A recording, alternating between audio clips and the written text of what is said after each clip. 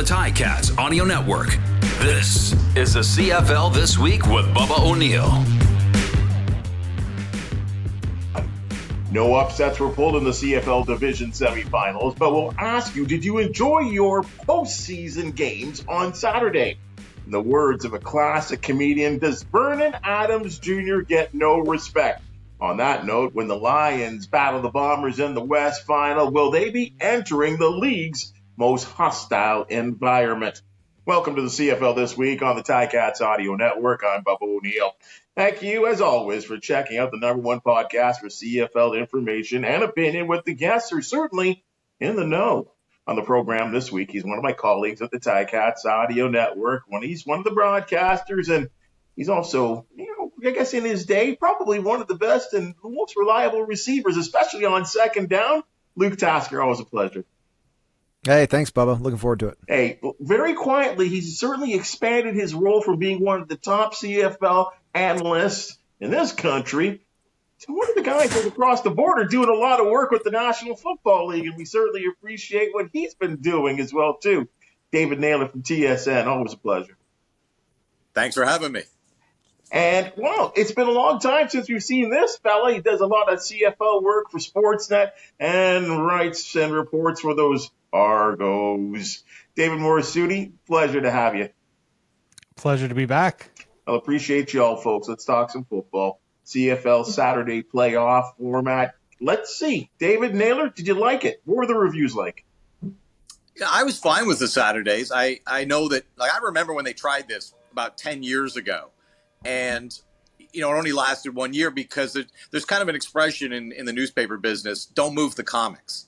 And you know what that's what I mean? Just it speaks to the nature of habit viewing. And I don't know, for some reason, I found this a lot less jarring than I did when they tried this about a decade ago. I think there's more of a commitment that even if they do see some dip in the ratings, that they want to sort of see this through more as a 1 year experiment. And look, this is pretty strictly now a Friday, Saturday league after Labor Day, right? And in the summer, it's a Thursday, Friday, Saturday league. But Thursday, Sunday league. But Saturday is the day that whether you're talking about before Labor Day or after Labor Day, there's always CFL football. So I'm quite fine with the Saturday games. I was, other than, missing some good college football games that I was bouncing back and forth with. But hey, you're always going to have a conflict of some kind. But I really like this.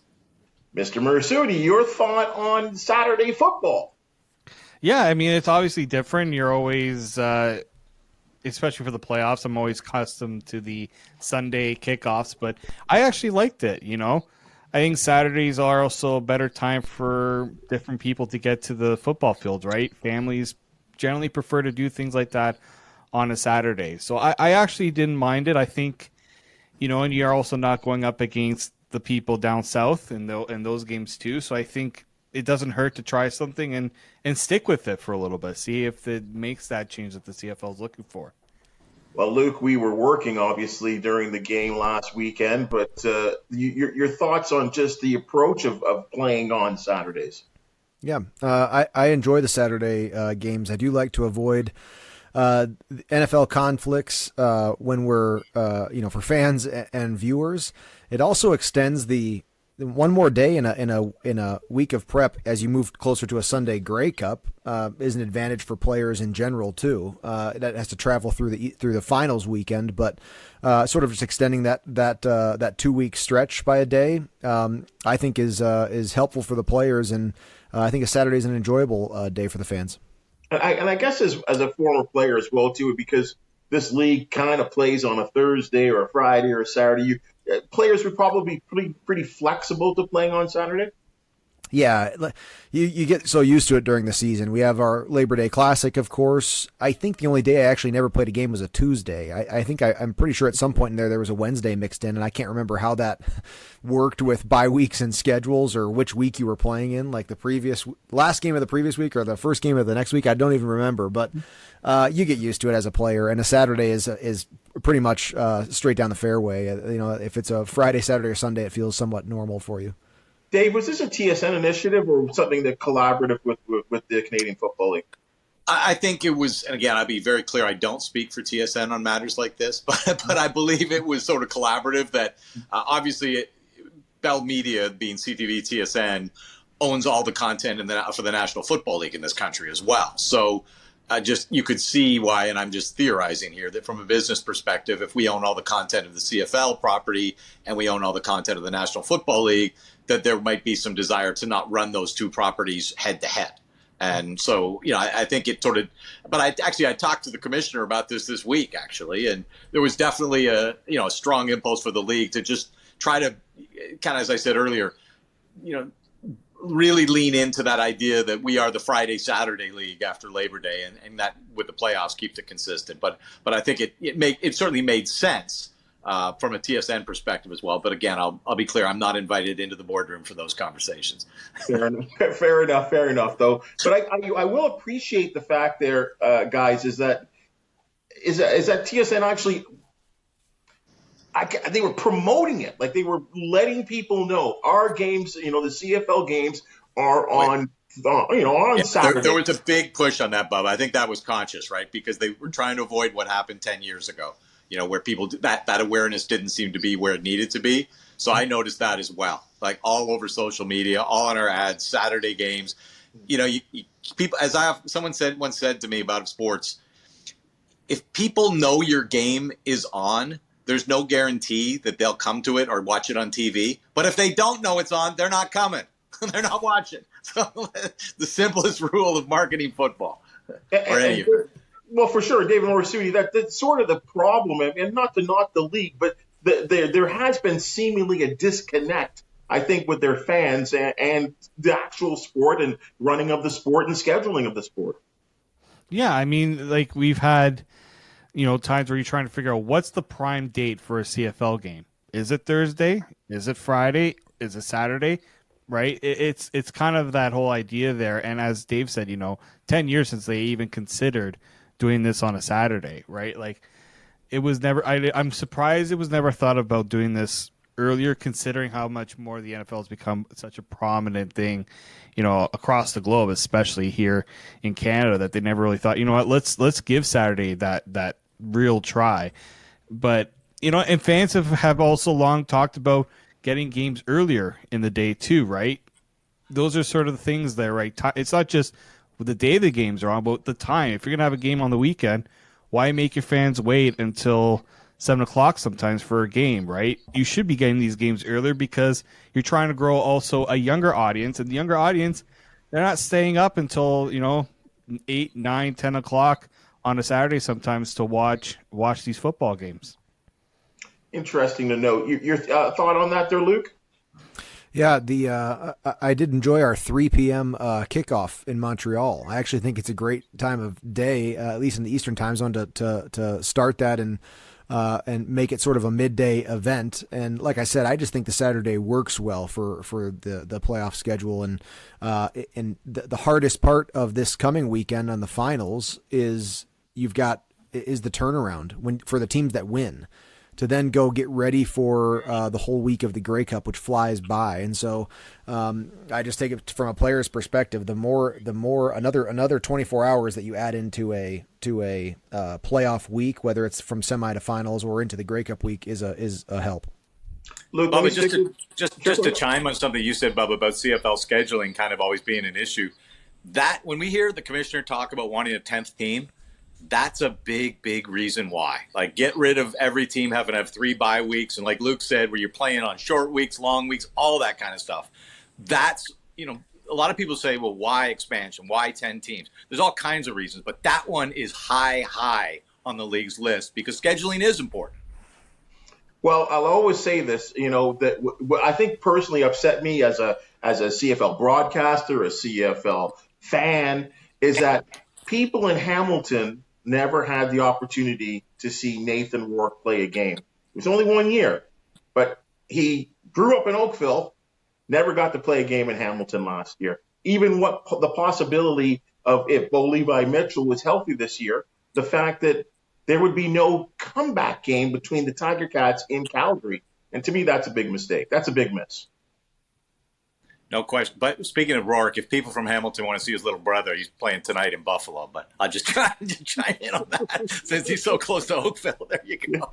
It's pretty good, too. I hear a lot of people saying that he might even be better. I mean, we don't know about that, but certainly the size of the kid and the big gun on the guy, well, he's certainly quite a prospect. Look, let me come to you on this one here, only because I think you played with him at least for a training camp. And while talking about quarterback Vernon Adams Jr., Lions receiver Keon Hatcher said that people have been sleeping on him all year long. Do you agree? You've seen him, as I said, close up, and you continue to see him right now as he certainly has progressed throughout his career. Yeah, part of the reason that he gets maybe overlooked a little bit is just because he's bounced around. I mean, his time in Hamilton was very short-lived, injury in training camp, and you could kind of tell he was a guy who was serious about the game, who had tons of natural ability, but had trouble sticking places. And it's funny that with Nathan Rourke, he went out to BC, and it was sort of seemed like just another place he's going to get tossed around in, and who knows how it's going to go. And now a season and a half later, he's kind of coming to his own. And I'm pretty impressed by VA this year, because I think he is sort of shrugging off the idea that maybe he isn't quite going to be a franchise guy, and this season is put that sort of to rest. Also, I think he's a guy who just can't help but get overlooked by Zach Collaros in the West. And Chad Kelly, sort of across the league. He's just not sitting right at the top of that quarterback conversation in a few different ways, but his play certainly is.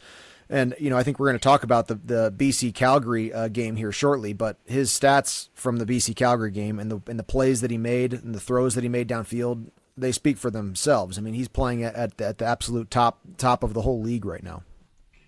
David Morassutti, we've always said it. We've said it on this podcast 100 times. Good VA, bad VA.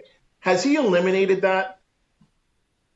Well, he did in that one game. I'm just thinking, this was such a momentous win for him, right? This is one he's probably been waiting for so long, since he made that first start in the playoffs with Montreal, and just getting back there. The journey to get back to this point for him.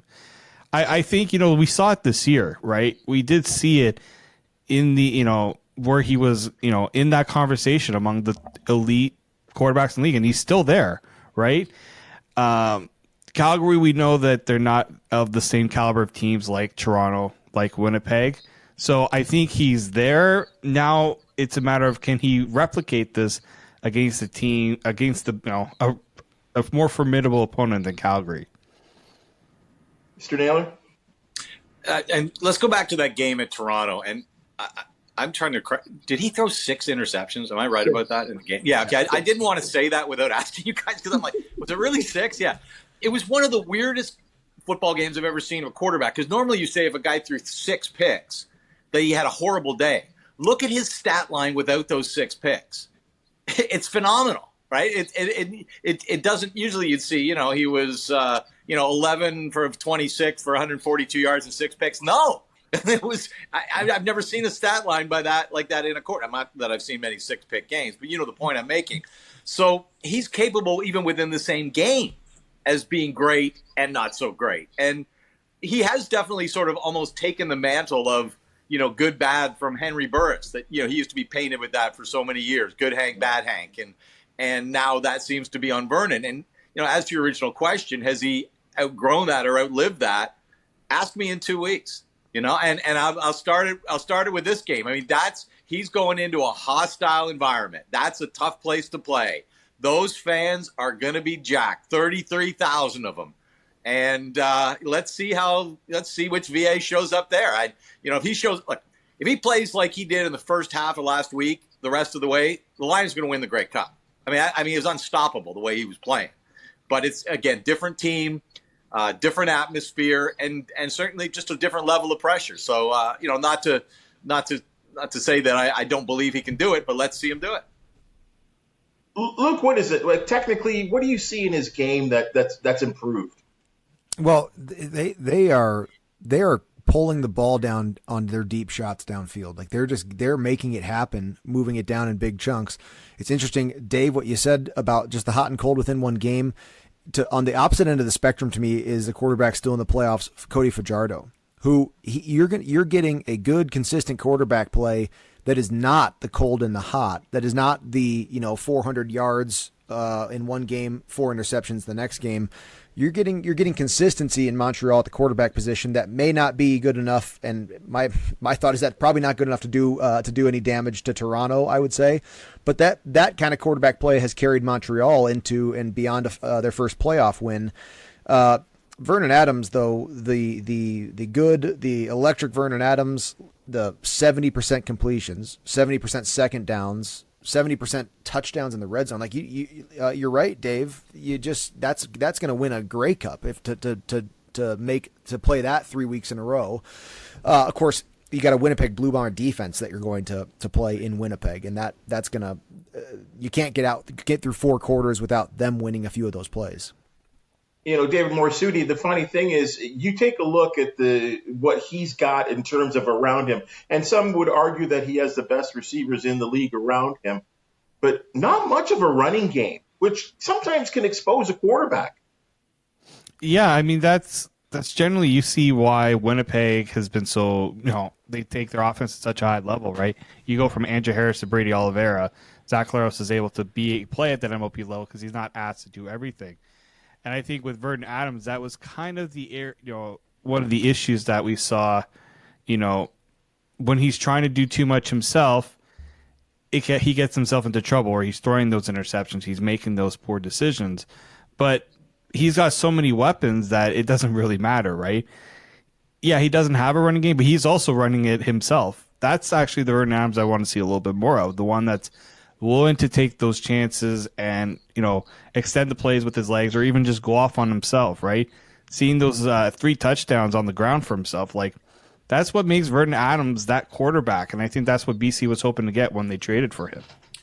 When you mentioned the lack of run game in BC, especially compared to Winnipeg, I think that's why it's really key for the Lions not to fall behind in this game, because if Winnipeg gets behind, they can engineer a 2-dimensional offense comeback. They can do it. They don't have to abandon the run if they get down 10.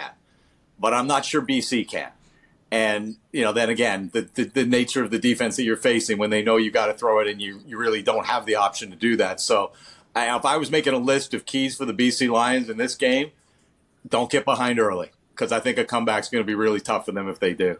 And that's the thing about Winnipeg and Toronto. Because of their run games, once they do get ahead, they can just run the ball. They can just control the clock so well that you just don't get enough chances to come back on them. Even if you can pass, even if you can move the ball down the field, those Winnipeg and Toronto specifically will end the game just because of their ability to run the ball. Yeah, and if you stack the box on them, they can throw it. So it's like pick your poison in that case. Yeah. Dave, you kind of hinted at it there, Naylor, in the sense that VA will be going into this hostile environment. So I'll open up the discussion right there, and we can include the teams that are not in the postseason as well too. Luke, what is the most difficult stadium to go into as a visiting team? Well, when they're playing good, Mosaic's always been an amazingly hard place to play. When Sask has been able to move the ball efficiently, and the years where they had good defense. Mosaic, in my own mind, has some significance for my own career as a difficult place to play. But Winnipeg is tough too, and now especially in sort of the midst of sort of a dynasty that they've had, Winnipeg is very hard. I actually like playing in BC. Just because of the stadium, the dome, it can get loud for sure, and there's some of that in BC. But to me, the answer to this question lands in the plains here with Winnipeg, and of course even Calgary at times as well. But Winnipeg right now, I think, has a handle on their home field advantage. David Morassutti, it sounds like the fans at IG they're the most hostile, they're the most toughest. They've certainly been the most proud, and the team has given them an opportunity because they've been so good over the years. Yeah, I mean they're certainly. I mean they're the top team now in the city, right? Like they're a Blue Bombers town, right? So I do think that, the home crowd, like this is why teams push for that 1 seed. It's not just to get that bye week. You want that home crowd behind you, right? You want to take every advantage you can get when you're in the playoffs. So and that's been now the MO for Winnipeg the last few years. You get that first round bye, you get yourself that easier path to the Grey Cup, and the elements too, right? It's a little bit different playing outdoors, right, in Winnipeg than playing in an indoor stadium in BC. It's a whole different environment that you have to work around. I'm gonna answer this question from a TV perspective because I guess I'm a TV guy now, but and I'm gonna say Winnipeg just because I think the best looking game that we put on television every year is the Banjo Bowl. Like the configuration of that stadium with every seat full and the energy that's in that stadium for that game. The optics of it look like a major college game or, an NFL stadium where you don't see empty corners or upper edges. It really just translates on television. And it'll be the same this weekend with the energy for that playoff game. But I'm going to throw a outside the box idea here, okay? In terms of tough places to play. Maybe Toronto. And the reason I say maybe is we've never seen BMO like it's going to be this weekend. I mean, the Argos just on Tuesday morning announced they've hit 23,000. I think there's a reasonable prospect they could sell this game out, which, given that half the fans aren't going to have black and gold on, is actually saying something about this market for once. And I can't tell you it's going to be an extremely tough place to play with 20, 30, 25, 26,000 people in it. But we don't know. We've never seen it before. I will say this. They make it raucous with 15. I mean, when you go to an Argo game, particularly this season, there's been lots to cheer about and lots to get behind. I've sat in the stands a couple of times, once in the end zone, once on the sidelines, and it wasn't lacking for atmosphere. So I think, it's maybe a rare occasion where we're remarking about the great atmosphere at BMO Field for a CFL game and how tough a place it may be to play this weekend. Well, it's what we wanted for that team for so long. But I think there is a parallel there, David Naylor and David Morassutti. I know you go to these games. Those Toronto TFC games, it's insane. It's an insane atmosphere. And if the Argos can find a way to duplicate that with the sort of fandom and everyone wearing jerseys, yeah, you're right, David Naylor. That could be a real tough place to play. I've been to, my fair share of TFC games in that stadium when it's packed. It can be very deafening in that stadium when it gets very loud. I mean, they've also got the metal benches, so fans stomping add that extra noise to it that might be annoying for some to listen to, but it gets it going. Like even with the crowd at 14,000, it's still a really ruckus crowd. And I can only imagine what that's going to be like when you're almost close to double that capacity. And as Dave said, it's going to be mostly Argos fans because you're not going to get that Hamilton invasion that we usually see. So, it's going to be something to see, a lot more filled, especially on the other side of the stadium. We talked a lot about the west side of the stadium at BMO being filled. Seeing that east side, especially on TV, is going to, it's going to look good and it's going to sound much better. Luke, I've actually had the opportunity to ask Andy Fantus this question, but I haven't asked you this question. What's it like when you're on the field, the communication aspect? You're trying to get things done, especially on second down when the crowd starts to roar, and people are hammering on David Morassutti. They're hammering on those aluminum seats. Is it really that much of a problem? Yeah, it is. There's certainly stadiums where you're fully full hand signal offense, no snap count or anything. The huddle gets tough and you kind of feel the energy out there. It certainly translates. And I'll add to this that you get late in the season. Morassutti, you mentioned the weather on some of depending on where you are, if you're going to get a bad weather day, which of course can happen anywhere in Canada, but it can happen in Toronto right on Lake Ontario. And it obviously happens in the Plains frequently once we're getting into November here, but you're playing a team like Toronto or Winnipeg when you're on offense and the sound and the fans are making such a ruckus like that. and then you have to go stand on the cold sidelines against a team with a good run game who controls the clock. And then, so it's like, it's compounding effects, right? As you get later into the season, and especially against those two teams, which can run the ball, that really make it like, there's 7 minutes left in the game and you're like, I wish it was 3 minutes left in the game right now. I wish this would speed up, but I can't even get onto the field to try to make a difference here. This is, that is a real home field advantage for a team who can run. And Luke, what about Montreal and those vuvuzelas and the horns that they allow them to bring into that stadium? Yeah.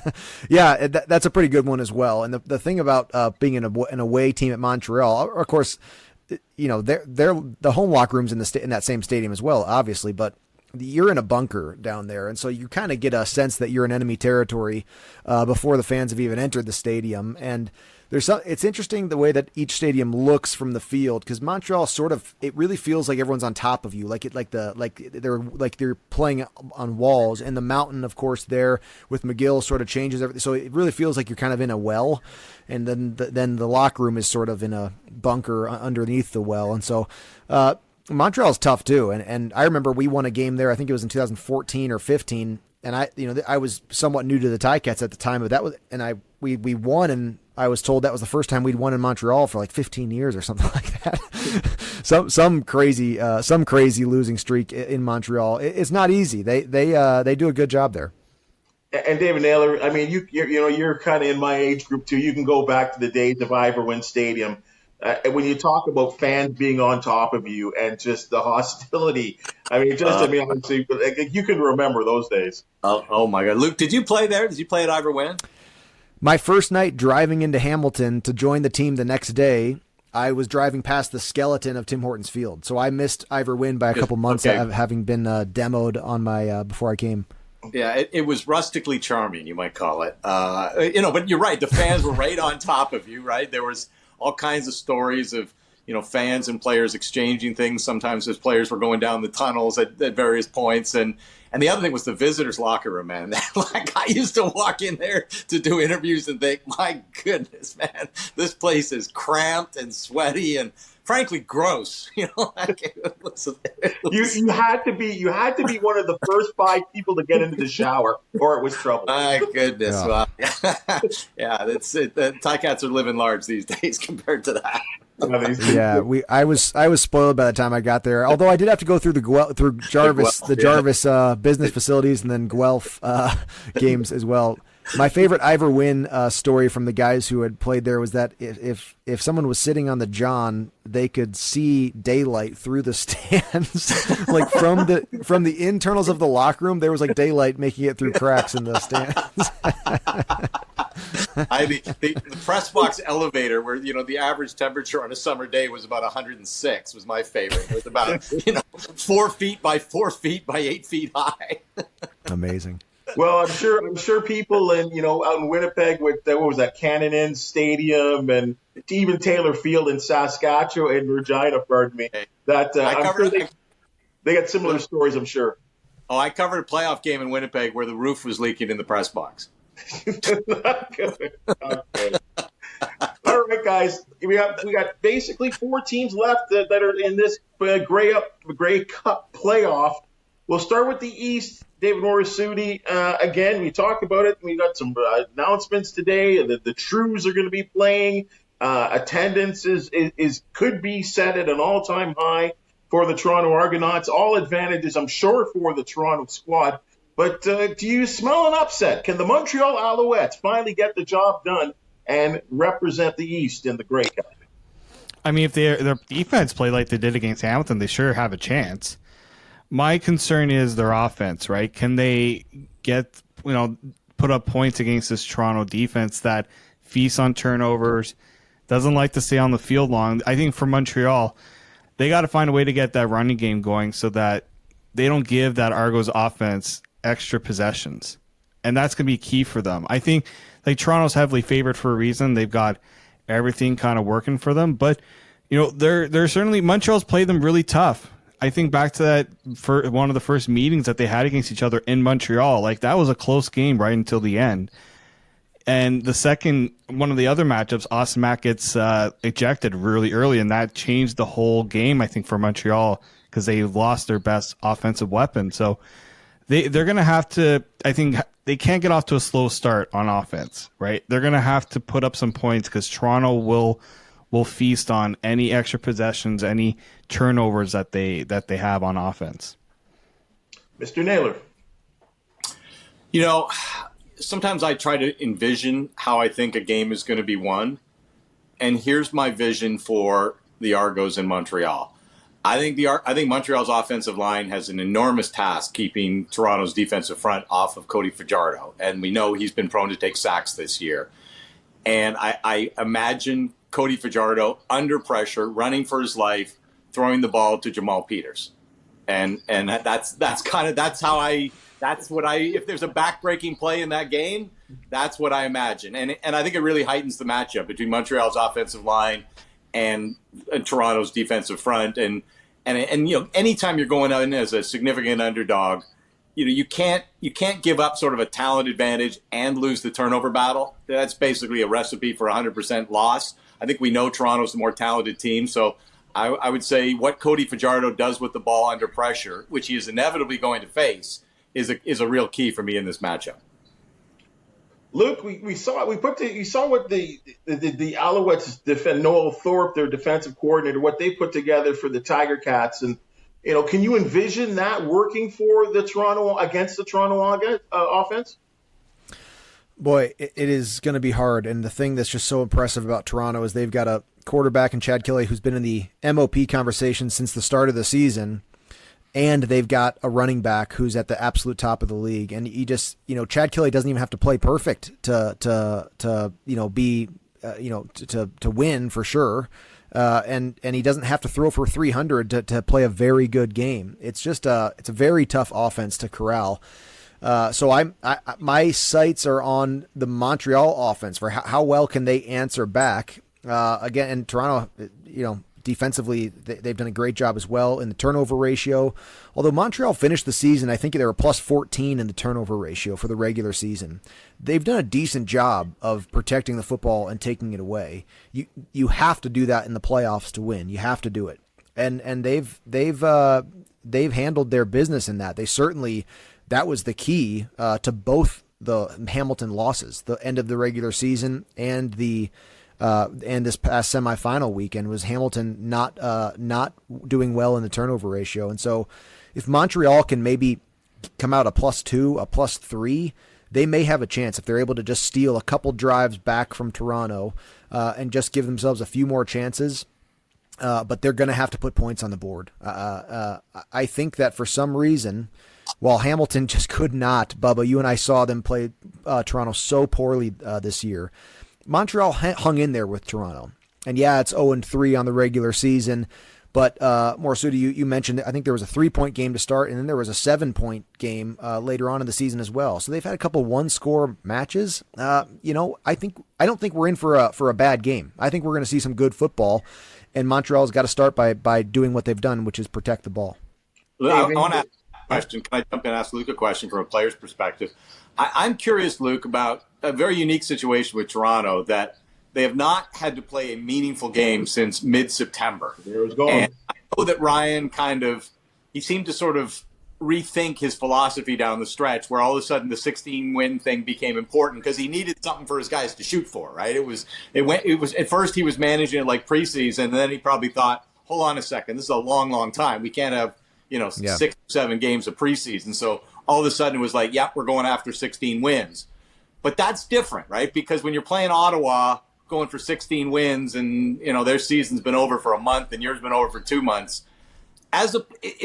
My question, I guess, to boil it down is it just the nature of football that as a player, with 6 off days and 1 on, you're used to flicking the switch and saying, okay, it's go time? Or is this, is there a wrinkle in here for Toronto because the last time it's really been go time for them, it was not that long past Labor Day? Yeah.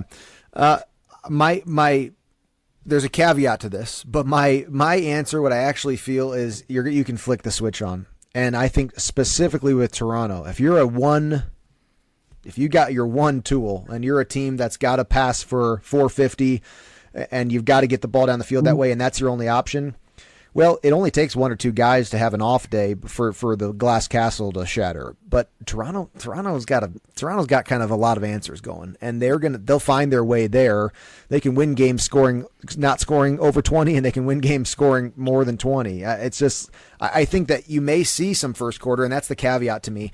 I think sometimes you do just get a little stunned all of a sudden. And it almost takes you a play or two or a drive or a quarter to sort of realize kind of what's going on and feel like and get back to the feeling of how much it matters when you're on the field.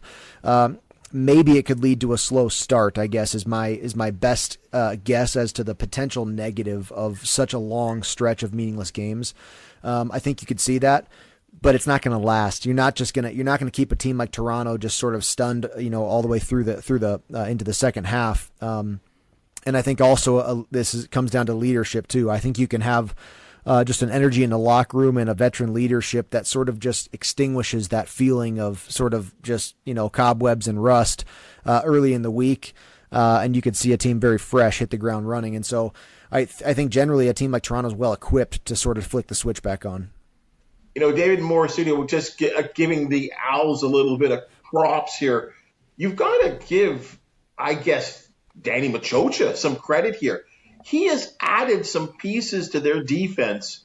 It's almost like, not like they were bypassing Hamilton because I'm sure they had some confidence about beating Hamilton. It was like they were building a team halfway through the season with some acquisitions to beat the Argos. I do think so, right? You look at Bishop Sankey, like his presence alone, and he even said we could have played better. Like to hear, like it's not just the play on the field, but it's also the confidence, right, and the leadership as Luke brings up on, right. You need those elements, and you need that confidence to say we can go out and beat Toronto, right? But also have the guys that are willing to back up that talk with the play. And I think like Sankey was such a at first I was questioning the decision, just because I wasn't sure how he was going to fit in Montreal's defense, and then he fit quite well against Hamilton in that game, right? And they're going to need that. Toronto's got so many ways that they can try to beat you, and you got to, make life as difficult as possible for Chad Kelly. You got to make sure that they can't get those big run bursts from A.J. Ouellette. So they're going to have to rely on all the components of the defense, like Marc-Antoine Dequoy. The way that he has built this team, it's you commend him because they got off to the ball a little late, right, trying to figure out what ownership was going to be like, and that kind of impacted guys who left and who they had to replace. But they found ways to just plug and play guys into certain spots, and they've all kind of come in together to work well. And this is why I think Toronto's going to have a tough time, because this Montreal defense can give them those chances, right? If Toronto gets off to a slow start, maybe Montreal can build a little bit of momentum for themselves and take advantage. I think if you go back to preseason predictions, Bubba, and try to find people who predicted Montreal to have a home playoff game. Not many. Everyone thought they'd be fourth in the East. Yeah, and look, I remember they were going through a real tough time. I back in that offseason, I was talking to Danny Machocha at least once a week, just trying to get a sense of what was going on there. And I don't think I'm telling stories out of school here. He was pretty stressed. Like his free agent, his quarterback's walking out the door to Saskatchewan, his number one receiver's walking out the door to Edmonton, and because he couldn't give them any answers, and those were not guys that were looking to get out of Montreal. I talked to Trevor at the end of the year; he fully expected to be back there. Gino Lewis lived year round in Montreal, like he was fully all in that market for that organization. So they were not guys who were going anyway if that hadn't happened, and they managed to put it together. And as you say, made some additions over the course of the year. The Sean Lemon one panned out as well as could possibly be imagined. And I just give them an overall measure of credit for having gone through a very, very tough offseason with so much uncertainty and managed to make it come together on the field pretty well. West Final. Your thoughts, Luke? In the regular season, these three matchups, if I can remember, especially the one where BC went right into Winnipeg, like what's going to happen here? I got all kinds of question marks here. Yeah, I do too. This is the most exciting game of the playoffs, short of the Grey Cup. Of these four games in semifinal and final week, BC and Winnipeg, That's a great matchup. We saw interesting wins and losses throughout the regular season, and I mean, we may see 100 points scored. I don't know. Like, you just don't know what these teams are going to do. If Vernon Adams throws the ball and gets and moves the chains like he did, we may have an awesome shootout. Winnipeg's defense, though, VA does have to play his best almost, you feel like, and that's just what you're saying about Chad Kelly.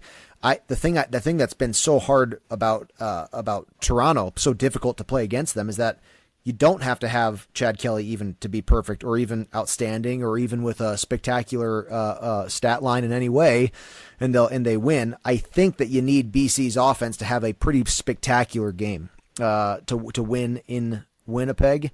But this is the game I'm most looking forward to. If I had to put a prediction down, I do think Winnipeg, with their run game at home, and the way that their defense plays, obviously Zach Collaros doing what he's been doing all season, I think they're the team, and I would pick them. But I'm excited to watch what BC will do. David Morassutti, about a year ago, or maybe, and I'll extend it to a couple of years ago, I would have had Bombers slam dunk. I will say this, and you might not agree, I feel like Winnipeg at times this year have looked a little leaky, if that's fair to say. Yeah, this is not the same Winnipeg team that dominated, a few years ago even. Like, they've lost games in Winnipeg, right? There was a time where you couldn't even think about winning a game in Winnipeg, and like that theory's kind of been debunked a little bit. Have they also played, like, I remember that people say, they got blown out, the BC got blown out in Winnipeg. Well, Vernon Adams wasn't playing in that game. That was Dane Evans, right? So they're going to have probably the best version of Vernon Adams in this game.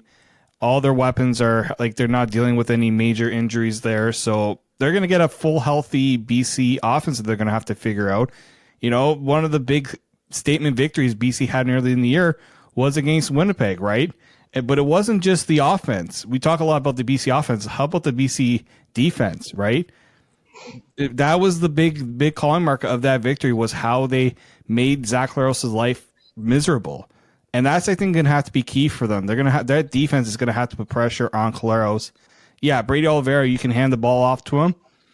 But BC, with the way their offense is going, they're going to have to make Winnipeg beat them through the air, which they obviously can. Zach Collaros is very much capable of doing it, but I think BC is going to have to make life miserable for him. That pass rush is going to have to keep him in that pocket as much as possible.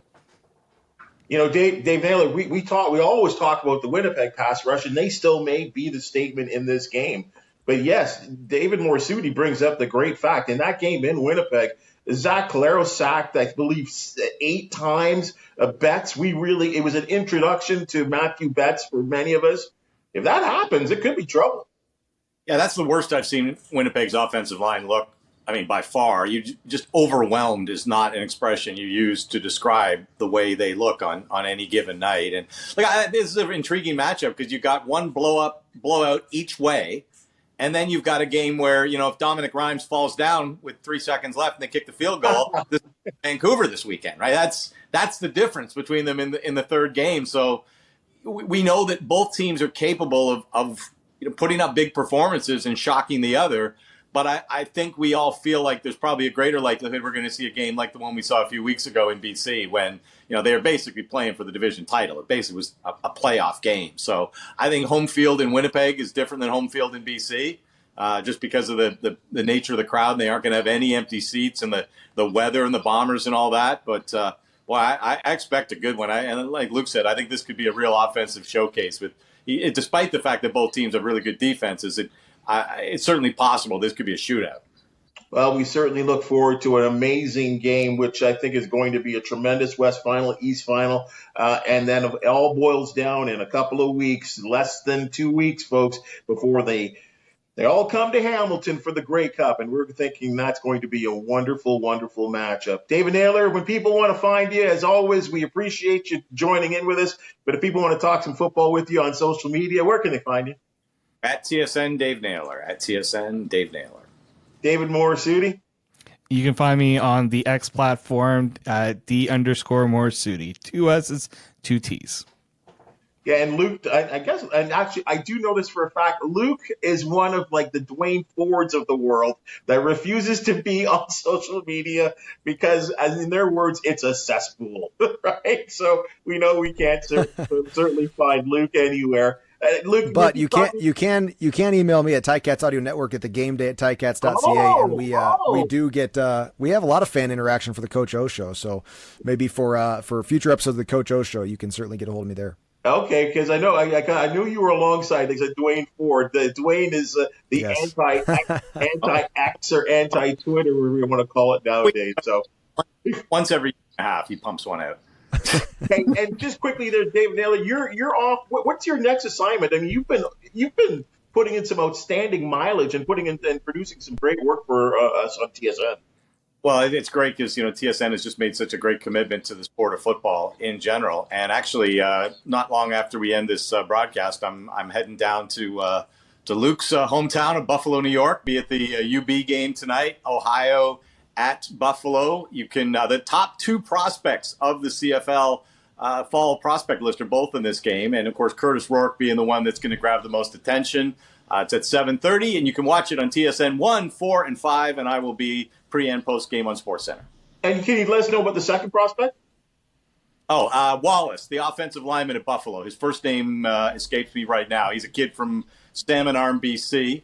Okay. And you got an offensive lineman in this game and a quarterback who are both likely to hear their names very early next year in the CFL draft, of course, unless that other league calling on either of them. There you go, Luke, Western New York, maybe the next pipeline for the Canadian Football League. Very cool. Guys, that's great.